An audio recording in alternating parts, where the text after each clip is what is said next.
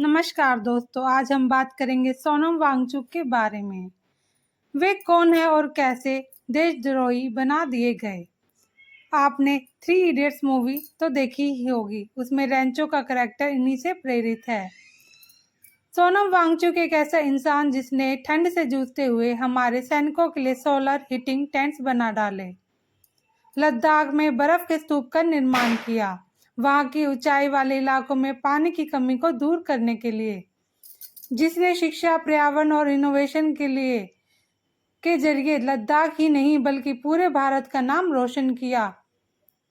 आज वही सोनम वांगचुक अपने लोगों के लिए, अपनी धरती के लिए, अपनी लद्दाख के लिए आवाज़ उठा रहे हैं। उनकी मांग कोई कुर्सी या सत्ता के लिए नहीं है, उनकी मांग बस इतनी है कि लद्दाख को स्टेटहुड मिले, 6th शेड्यूल में जगह मिले, ताकि उनकी संस्कृति, जमीनें आने वाली पीढ़ियों के लिए सुरक्षित रह सकें।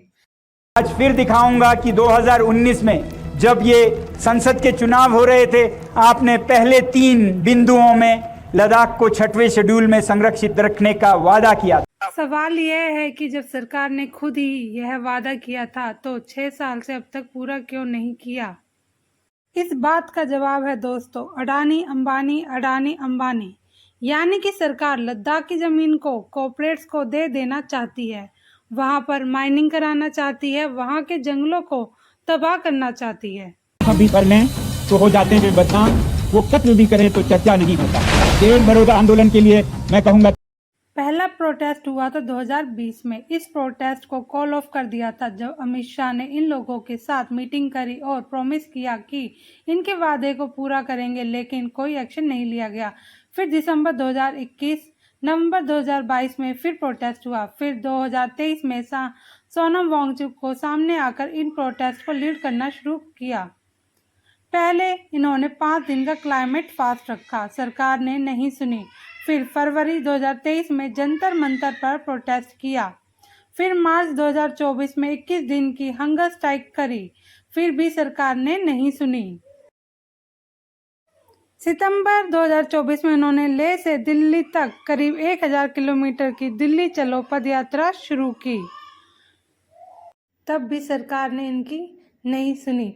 फिर 10 सितंबर 2025 को 35 दिन की एक और हंगर स्ट्राइक कर दी, लेकिन फिर 23 सितंबर को हंगर स्ट्राइक कर रहे 2 लोगों की तबीयत खराब हो जाती है, उन्हें क्रिटिकल कंडीशन में अस्पताल भर्ती कराया गया। ये वायलेंस का सबसे बड़ा कारण बना।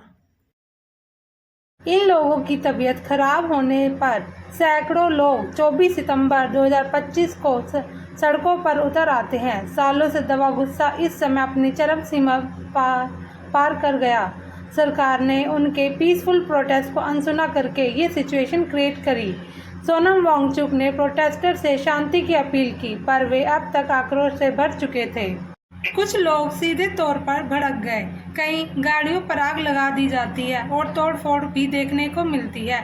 लेह में बीजेपी के हेडक्वार्टर और हिल काउंसिल ऑफिस पर आग लगा दी जाती है। पुलिस प्रोटेस्टर पर लाठीचार्ज करती है, प्रोटेस्टर पर, जिससे 4 लोगों की जान चली जाती है, 80 से ज़्यादा लोग घायल हो जाते हैं। वहां के प्रोटेस्टर के द्वारा बनाई गई वीडियोस में साफ नज़र आता है कि पुलिस ने पहले फायरिंग की थी। प्रोटेस्ट उसके बाद वायलेंस हो गया था।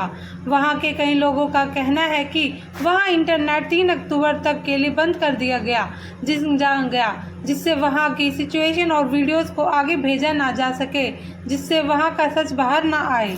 24 सितंबर 2025 को जो भी हुआ उसका सारा इल्जाम सरकार 26 सितंबर 2025 दोपहर उनका कहना था कि ये सब सोनम वांगचुक के बिना वारंट के बयानों के कारण हुआ है। इनके फोन और इलेक्ट्रॉनिक डिवाइस छीन लिए जाते हैं और इनको नेशनल सिक्योरिटी एक्ट के तहत गिरफ्तार कर लिया जाता है।